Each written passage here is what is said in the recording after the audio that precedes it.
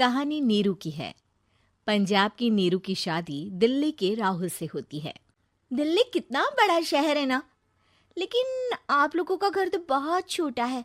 हमारे पंजाब में तो ये बड़े बड़े घर होते हैं कि मजा ही आ जाता है। कोई बात नहीं नीरू, मैं भी तुम्हारे लिए बहुत बड़ा मकान बनाऊंगा बहुत जल्दी। नीरू के पिता जहाँ पंजाब के जाने माने व्यापारी थे, वहीं उसका पति राहुल दिल्ली में एक सिंपल नौकरी करता था।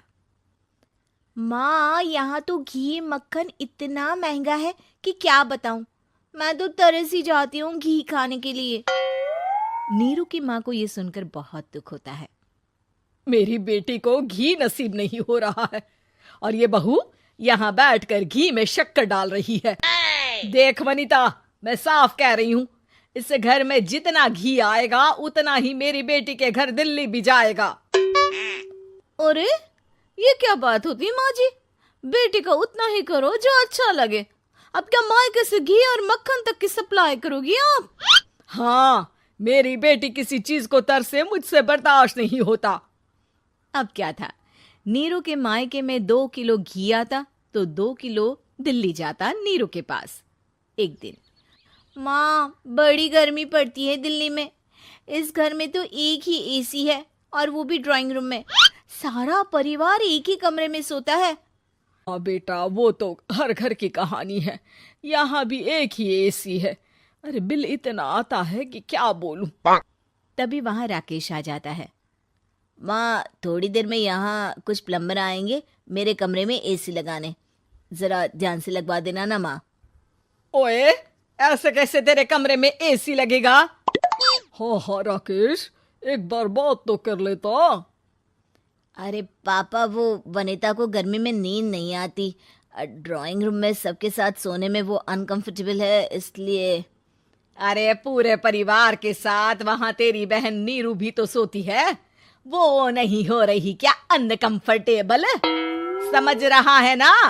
अगर एसी लगेगा तो एक दिल्ली में तेरी बहन के कमरे में भी लगेगा, तभी तू लगा सकेगा। राकेश वनिता को सारी बात बताता है।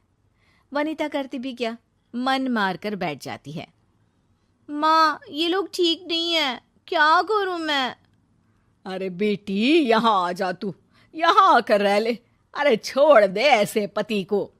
कैसे छोड़ दूं माँ? समाज क्या कहेगा, लोग क्या कहेंगे? वैसे भी मेरा एक बेटा है मयंक। अरे हटा बेटा, तेरी उम्र ही क्या है, इतनी परेशान रहेगी तो काम कैसे चलेगा। खैर, बात आई गई हो जाती है। माँ को लगता है कि नीरू ठीक है, तो वहीं नीरू के मन में एक ही लाइन चल रही होती है, यहाँ आजा। माँ ने तो बोल ही दिया है कि यहाँ आजा। बस मयंक थोड़ा सा बड़ा हो जाए, इन गरीबों को छोड़कर मैं वापस माँ के पास ही चली जाऊंगी। वो इसी सोच में बाजार में चल रही थी कि मैम, आपका दुपट्टा जमीन को छू रहा है। नीरू जैसे ही उस लड़की की तरफ देखती है, देखती ही रह जाती है। हाय रे, कितना सुंदर लड़का है ये। अब क्या हुआ? मैंने कहा आपका दुपट्टा। तो खुद ही उठाकर दे दो ना। लड़का समझ जाता है कि नीरू उस पर फिदा हो चुकी है। वो उससे उसका नंबर लेकर चला जाता है। अब क्या था, नीरू और रोहित में लगातार बातें होने लगती है। मैं हरियाणा का रहने वाला हूँ, यहाँ एक बड़ी कंपनी का मैनेजर हूँ। अच्छा, और कितने बच्चे हैं तुम्हारे? बच्चे? अरे मेरी तो शादी भी नहीं हुई है। तुम बताओ, शादी करोगी?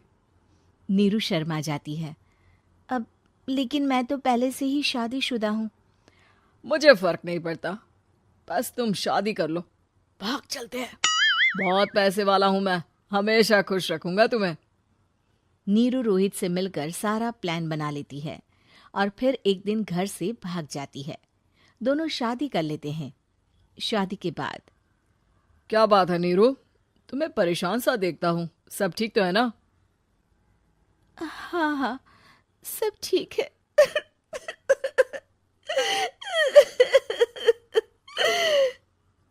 ये कहते कहते ही वो रोने लगती है। अरे क्या हो गया, रो क्यों रही हो? मैंने तुमसे एक बात छुपाई है। और वही बात अब मुझे परेशान कर रही है। रोहित, मेरा एक बेटा भी है, उसका नाम मयंक है। क्या बात कर रही हो? ये तुमने मुझे पहले क्यों नहीं बताया? देखो नीरू, मेरी माँ को मैंने ये नहीं बताया है कि तुम शादीशुदा हो। बच्चा मैं मैनेज नहीं कर पाऊंगा। नीरू को समझ में नहीं आता कि वो क्या करे। तुम उस बच्चे को अपनी माँ को क्यों नहीं दे देती? नीरू चुपके से माँ को फोन करती है। माँ, क्या मयंक को तुम रख सकती हो?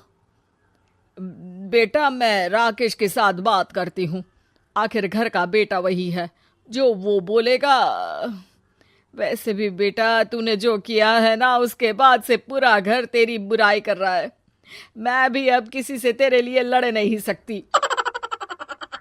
राकेश बेटा, नीरू ने तो जो किया बहुत ही बुरा किया, लेकिन मैं सोच रही थी कि क्यों ना मयंक को हम यहाँ ले आए। तभी वनीता बोल पड़ती है। वाह जी, ऐसे कैसे यहाँ ले आए? यहाँ क्या भंडारा भरा है? और जिस बच्चे की माँ ने नहीं सोचा, उसके लिए हम क्यों सोचे? नीरू को एक बार तो अपने बच्चे के बारे में सोचना चाहिए था ना। अरे लेकिन तेरे पास भी तो लड़का नहीं है ना वनीता। माँ, वनीता ठीक बोल रही है। कल को वो बड़ा होकर इसी घर का हिस्सा मांगेगा तो हम क्या करेंगे? माँ कहती भी तो क्या, वो चुप रह जाती है। वहीं नीरू का पहला पति कहता है। माँ, अगर आज भी वो वापस आ जाए तो मैं उसे माफ कर दूंगा। बेटा, गरीबी चीज ही ऐसी है, क्या करेगा। तू तो अब मयंक का सोच। वो बेचारा तो बिना माँ का हो गया। मयंक के खातिर तू दूसरी शादी कर ले बेटा। लोगों के लाख समझाने के बाद नीरू के पहले पति की शादी रिद्धि से हो जाती है, जिसके पहले पति से 2 बच्चे होते हैं। देखो जी, मैंने शादी सिर्फ बच्चे के खातिर की है। मैंने भी शादी सिर्फ बच्चों के खातिर की है। वहीं नीरू के दूसरे पति के मन में ये बात घर कर जाती है कि नीरू एक मासूम बच्चे को उसके खातिर छोड़ कर आई है। अब देखो नीरू, मुझे लगता है कि जो औरत अपनी कोख का बच्चा छोड़ सकती है, वो तो कुछ भी कर सकती है। कल को तुम्हें मुझसे अच्छा कोई मिल गया तो तुम तो मुझे भी बाय बाय कर दोगी ना।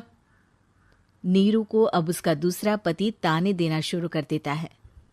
तंग आकर नीरू उसके यहाँ से भागकर अपने पहले पति के पास चली जाती है, लेकिन ससुराल में क्या लेने आई है नीरू, मयंक को? नहीं नहीं सासू माँ, मुझसे गलती हो गई, मुझे माफ कर दीजिए।